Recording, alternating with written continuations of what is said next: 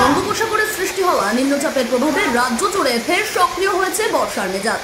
মঙ্গলবারও সকাল থেকে মেঘের চাদরে ঢাকা কলকাতার আকাশ, কোথাও কোথাও চলছে ঝিরঝিরে বৃষ্টি।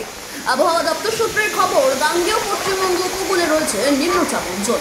অন্যদিকে সংলগ্ন ঘূর্ণাবর্তটি উত্তর উড়িষ্যা, গাঙ্গেয় পশ্চিমবঙ্গ এবং ঝাড়খণ্ডের উপর দিয়ে আগামী দুদিন ধরে পশ্চিম এবং উত্তর পশ্চিম দিকে এগোচ্ছে। একই সঙ্গে নিম্নচাপ অঞ্চলের উপর দিয়ে গিয়েছে মৌসুমী অক্ষরেখা। দক্ষিণ পশ্চিম উত্তরপ্রদেশ থেকে নিম্নচাপ অঞ্চল এবং সংলগ্ন ঘূর্ণাবর্ত পর্যন্ত বিস্তৃত রয়েছে একটি অক্ষরেখা, যার জন্য কলকাতা সহ দক্ষিণবঙ্গের একাধিক জেলায় বিক্ষিপ্তভাবে হালকা থেকে মাঝারি বৃষ্টি চলবে আগামী কয়েকদিন। এদিন ভারী বৃষ্টি হতে পারে দক্ষিণবঙ্গের বাঁকুড়া, পুরুলিয়া, ঝাড়গ্রাম, পূর্ব মেদিনীপুর, পশ্চিম মেদিনীপুর, পশ্চিম বর্ধমানে, যেখানে জারি হলুদ সতর্কতা। দক্ষিণের বাকি জেলাগুলিতেও হালকা থেকে মাঝারি বৃষ্টির সম্ভাবনা রয়েছে।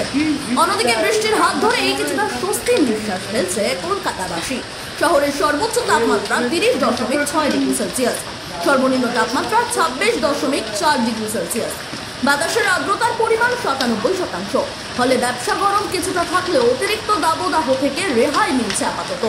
অপরদিকে দার্জিলিং, কালিম্পং, জলপাইগুড়ি জেলাগুলিতে মঙ্গলবারের জন্য ইতিমধ্যেই জারি করা হয়েছে হলুদ সতর্কবার্তা। এই জেলাগুলিতেই হতে পারে ভারী বৃষ্টিপাত। সেখানে জলমগ্নতা এবং ভূমিধসের সম্ভাবনা একেবারে উড়িয়ে দিচ্ছেন না আবহাওয়াবিদরা। এমনকি বুধবারেও আলিপুরদুয়ারে ভারী বৃষ্টির পূর্বাভাস জারি করেছে হাওয়া office. Bureau report, sky news Bangla.